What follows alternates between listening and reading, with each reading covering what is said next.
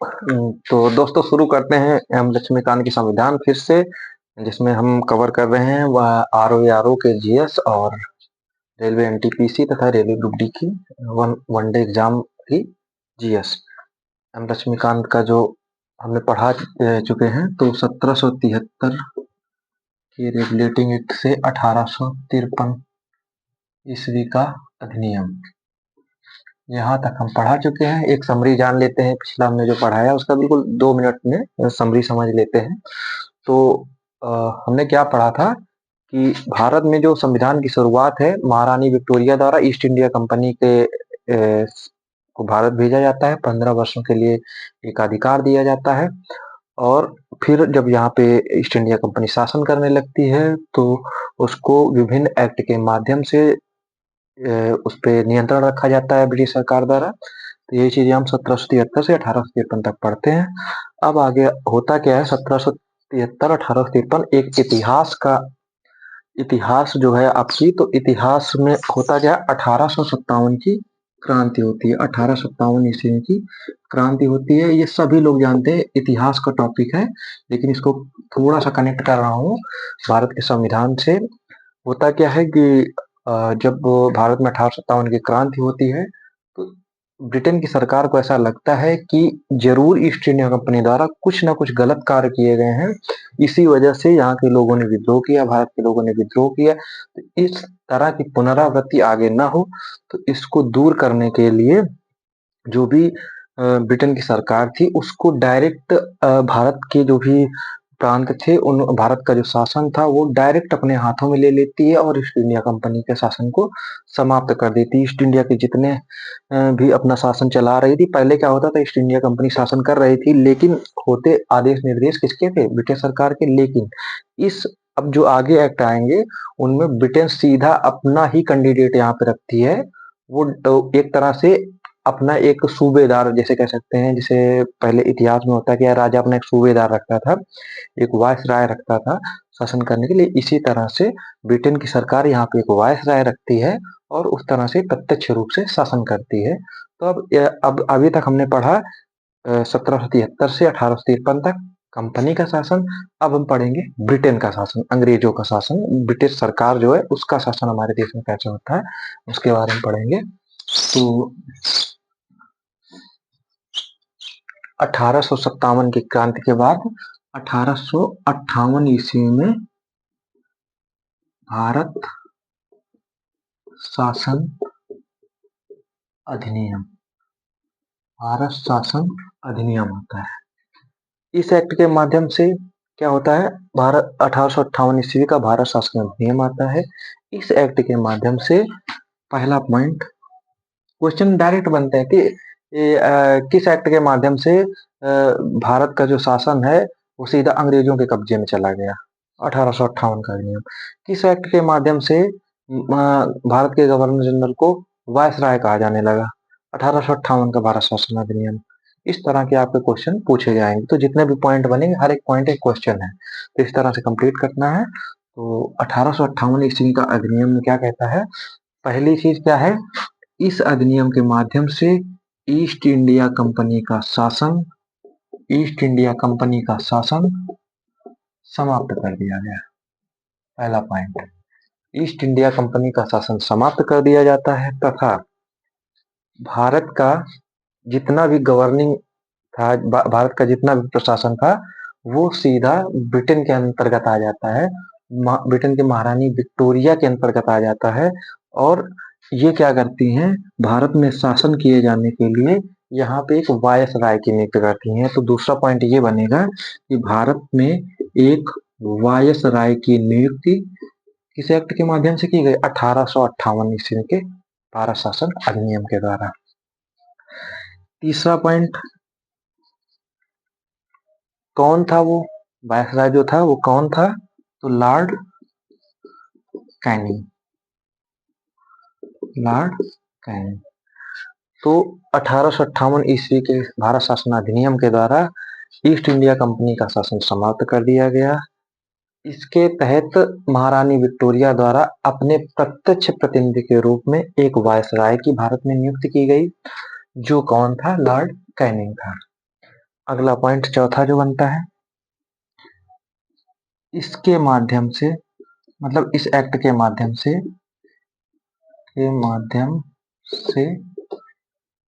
नियंत्रक बोर्ड और निदेशक कोर्ट, नियंत्रक बोर्ड और निदेशक कोर्ट की समाप्ति कर दी गई। आपने पीछे पढ़ा होगा 1784 का पिट्स इंडिया एक्ट। इसमें होता क्या है, निदेशक बोर्ड जो है शुरू से चल रहा है, निदेशक बोर्ड शुरू से चल रहा है, लेकिन इसमें क्या होता था, जो ईस्ट इंडिया कंपनी थी उसके व्यापारिक तथा प्रशासनिक कार्यों को अलग अलग कर दिया गया था, जिसमें व्यापारिक कार्यों को कौन देख रहा था, निदेशक बोर्ड, और जो प्रशासनिक कार्य थे उनको कौन देख रहा था, उनके देखने के लिए एक नियंत्रण बोर्ड की स्थापना की गई थी। क्या किया गया था, 1784 के पिट्स इंडिया एक्ट के द्वारा, 1784 के पिट्स इंडिया एक्ट के द्वारा नियंत्रण बोर्ड जो ईस्ट इंडिया कंपनी का प्रशासन देखता था, और निदेशक बोर्ड जो कंपनी के व्यापारिक कार्यों को देखता था, इन दोनों का शासन इस एक्ट के माध्यम से समाप्त कर दिया गया। पूछा जाए कि किस एक्ट के माध्यम से निदेशक बोर्ड तथा निदेशक बोर्ड तथा निदेशक कोर्ट या नियंत्रण कोर्ट को समाप्त कर दिया गया, तो इस एक्ट के माध्यम से समाप्त कर दिया गया। ठीक है, अगला पॉइंट, अगला पॉइंट ये होता है, अगला क्वेश्चन पूछेगा, क्वेश्चन यदि पूछेगा तो क्या पूछ सकता है कि किस एक्ट के माध्यम से, किस एक्ट के माध्यम से ब्रिटेन में एक भारत राज्य सचिव की स्थापना की गई, भारत राज्य सचिव का पद सृजित किया गया। तो 1858 ईस्वी के भारत शासन अधिनियम के द्वारा ब्रिटेन में भारत राज्य सचिव का पद सृजित किया गया।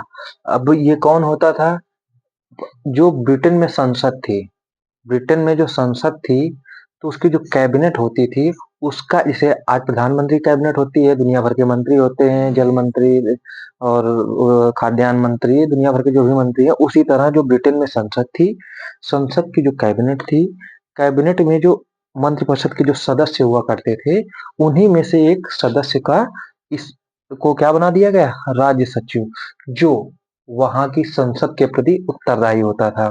जैसे पूछा जाता है कि भारत में लोकसभा किसके प्रति जो कैबिनेट होती है वो किसके प्रति उत्तरदायी होती है, तो लोकसभा के प्रति उत्तरदायी होती है। उसी तरह से ब्रिटेन में एक भारत राज्य सचिव का पद सृजित किया गया, जो ब्रिटिश कैबिनेट का एक सदस्य होता था और अपनी संसद के प्रति उत्तरदायी होता था।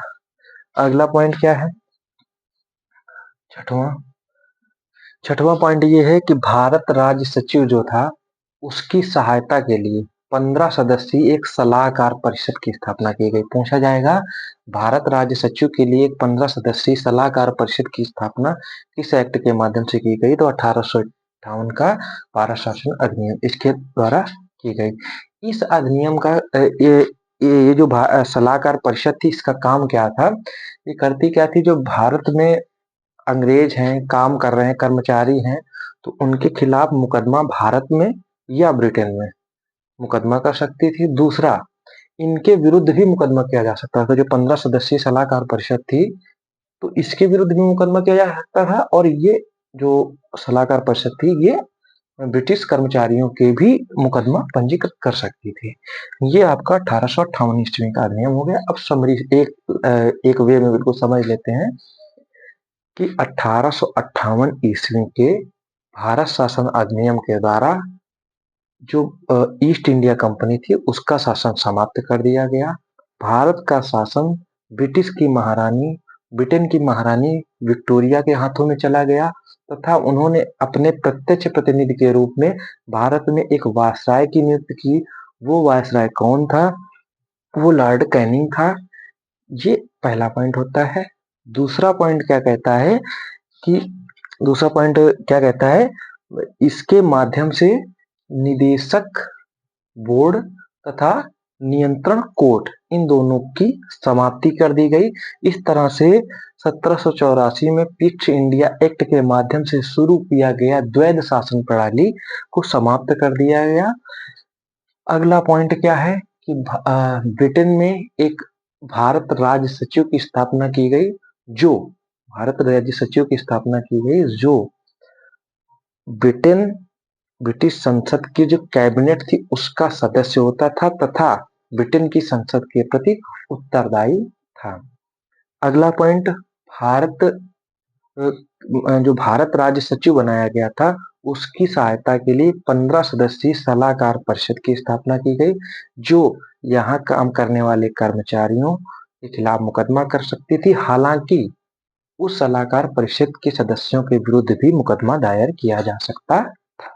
ये हो गया 1858 ईस्वी का अधिनियम। अगला पॉइंट,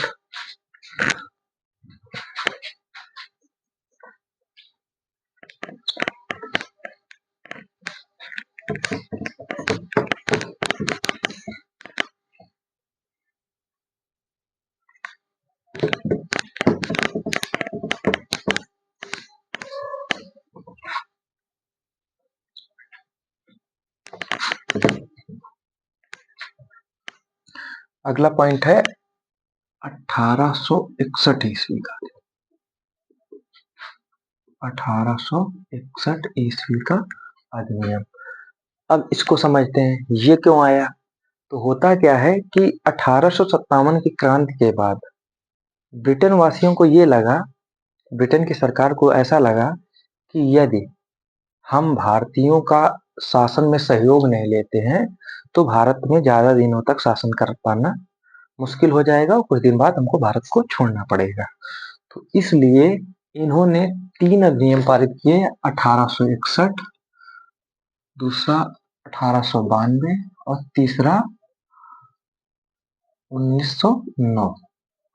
ये 3 अधिनियम ऐसे हैं जिसमें इन्होंने भारतीयों को शासन में एंट्री देने का काम प्रारंभ किया, लेकिन सरकारी तौर पर नहीं, एक प्राइवेट तौर पे इन्होंने ऐसा प्रारंभ किया। तो इसमें 1861 ईस्वी के अधिनियम को पहले समझ लेते हैं। तो इस एक्ट के माध्यम से पहला पॉइंट क्या है, इस एक्ट के माध्यम से जो कानून बनाने की प्रक्रिया थी, इस एक्ट के माध्यम से जो कानून बनाने की प्रक्रिया थी उसमें जो वायसराय था उसकी जो परिषद थी उसकी सलाहकार परिषद को थोड़ा बढ़ा दिया गया, उसकी परिषद को थोड़ा बढ़ा दिया, सलाहकार नहीं रहेगा, केवल परिषद रहेगा। इस एक्ट के माध्यम से वायसराय की कार्यकारी परिषद में वृद्धि की गई। और वृद्धि किस प्रकार की गई, जितने सरकारी आदमी थे वायसराय और उसकी कार्यकारी परिषद में, जितने सरकारी आदमी थे वो तो उतने ही रहे, लेकिन कुछ गैर सरकारी लोगों को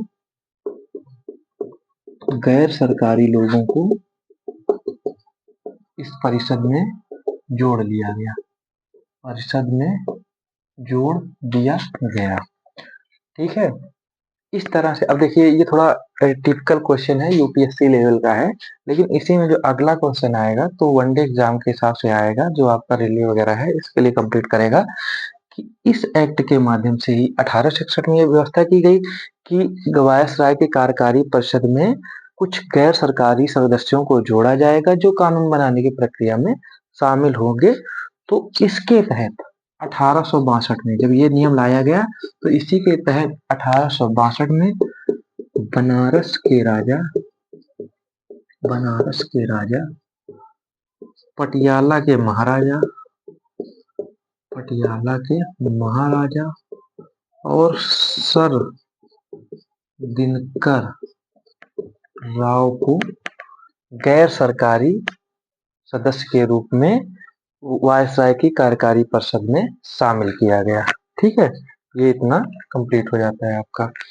इसके बाद दूसरा पॉइंट क्या कहता है, इस एक्ट के माध्यम से अब थोड़ा-सा पीछे जाते हैं, तो होता क्या है, हमने एक क्वेश्चन बताया था 1773 का रेगुलेटिंग एक्ट में कि इस एक्ट के माध्यम से पहली बार भारत में केंद्रीय शासन की नींव रखी गई, मतलब सेंट्रलाइज्ड करने का काम किया गया। इसमें होता क्या था कि बंगाल में जो गवर्नर था, इसको गवर्नर जनरल कहा जाने लगा था, और मुंबई तथा मद्रास के गवर्नरों को इसके अधीन कर दिया गया था, केवल अधीन किया गया था। लेकिन धीरे धीरे 1833 ईस्वी का जो अधिनियम आता है, तो इसमें होता क्या है कि इनकी जो विधायी शक्तियां थी, ये जो कानून बनाने की शक्तियां थी, इनको भी छीन लिया जाता है। मतलब 1833 में जो केंद्रीयकरण की नीति थी, सेंट्रलाइज करने का काम था, वो अपने चरम स्थिति पर पहुंच जाता है। लेकिन 1861 ईस्वी के अधिनियम से इसको फिर से तोड़ने का काम चालू किया जाता है। और होता क्या है, दूसरा पॉइंट है कि इस एक्ट के माध्यम से, 1861 ईस्वी के एक्ट के माध्यम से मुंबई तथा मद्रास की विधायी शक्तियों को लौटा दिया गया। विधायी शक्तियों को लौटा दिया गया। अब ये फिर से अपने लिए कानून बना सकते थे। दूसरा, अगला पॉइंट तीसरा लिख लीजिए। तीसरा पॉइंट ये है, 1861 ईस्वी के अधिनियम के द्वारा, 1861 ईस्वी के अधिनियम के द्वारा प्रांतीय सरकारों को, मतलब जो छोटी छोटी सरकारें बना रखी थी, 1861 में हम लोग आ चुके हैं, बहुत सारे प्रदेश विजिट कर लिए हैं अंग्रेजों ने, तो उनको अपनी अपनी विधान परिषद बनाने का अधिकार दे दिया गया। जो कई भारत देश में कुछ छोटे छोटे टुकड़े जीत लिए हैं, तो जो छोटी छोटी सरकारें हैं, तो उनको कह दिया गया कि तुम अपनी एक विधान परिषद बना सकते हो, ये एक छूट दे दी गई। तो इसके तहत जब 1861 में छूट दे दी गई कि जो छोटी छोटी स्थानीय सरकारें हैं वो अपनी एक विधान परिषद बना सकती हैं, तो इसी के तहत 1862 में चलिए ऊपर लिखते हैं।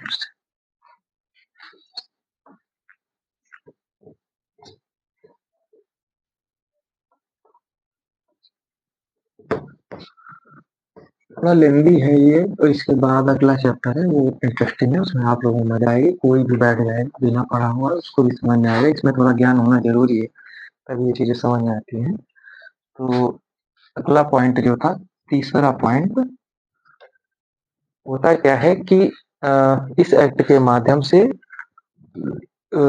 मुंबई तथा मद्रास को कि गवर्नरों को अपनी विधायी शक्तियां बनाने का अधिकार दे दिया गया। इसी और प्रांतीय सरकारों को, जो छोटे छोटे राज्य थे, ब्रिटेन द्वारा जीत लिए गए थे, अंग्रेजों द्वारा जीत लिए गए थे, उनको अपनी विधान परिषद बनाने का अधिकार दिया गया। तो जब अधिकार दे दिया गया, तो 1862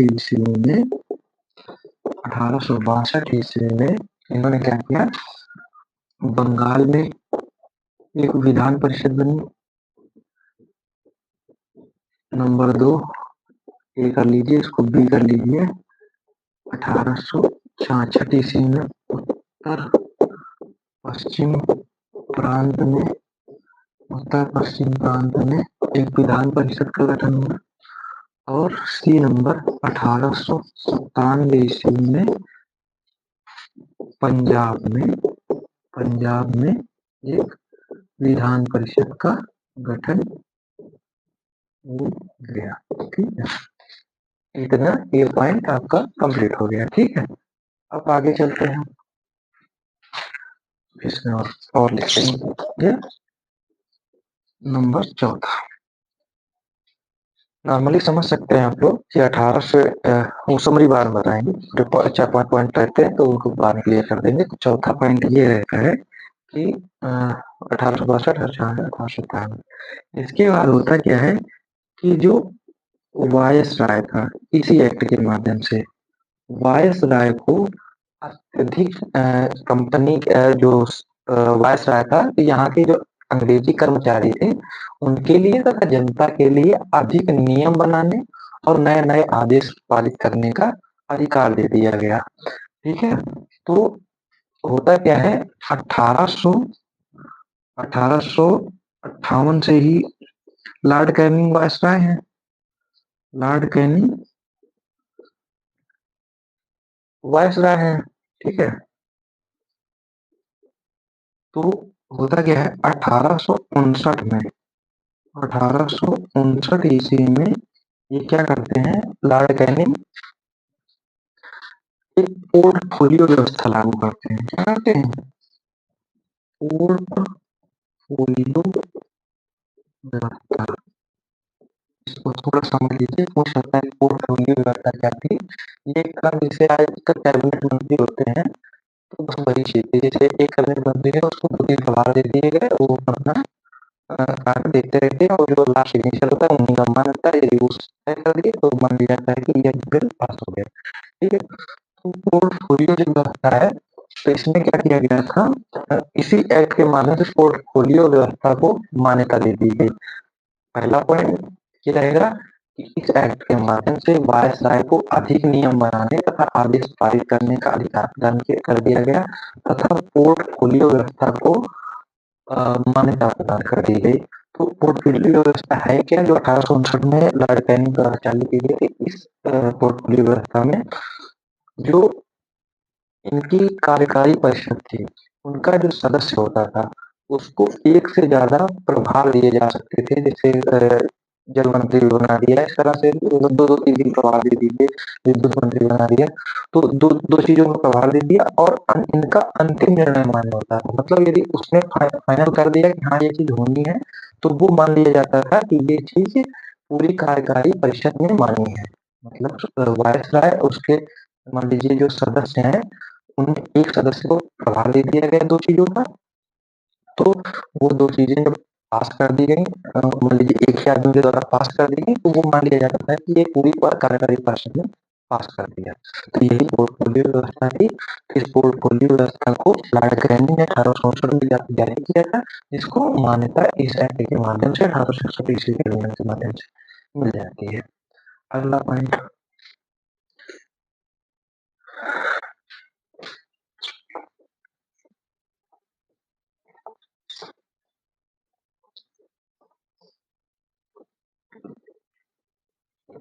लास्ट पॉइंट है, उसको आगे हो जाएगा। इस एक्ट के माध्यम से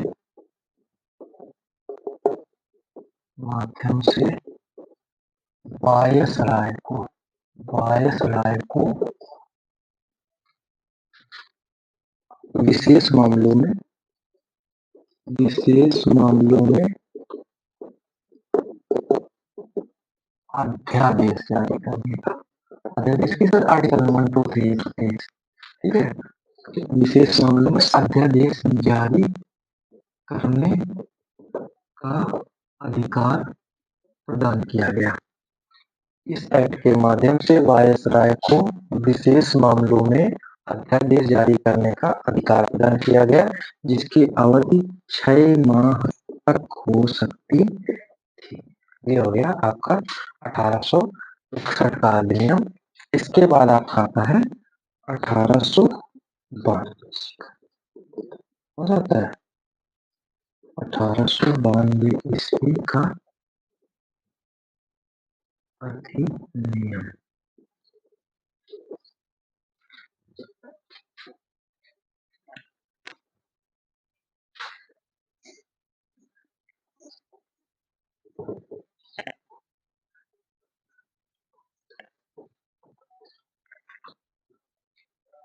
1892 ईस्वी का अधिनियम। इस एक्ट के माध्यम से क्या होता है कि हमने पीछे देखा कि 1861 ईस्वी का जो अधिनियम था, उसमें गैर सरकारी सदस्यों की जैसे भारतीयों को भी शामिल करने के लिए गैर सरकारी सदस्यों को भी वायसराय की कार्यकारी परिषद में शामिल किया गया था। तो इस एक्ट के माध्यम से पहला पॉइंट, इस एक्ट के माध्यम से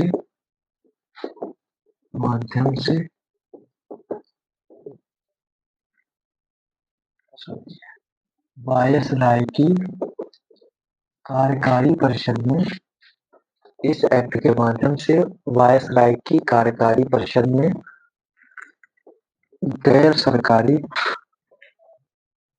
गैर सरकारी सदस्यों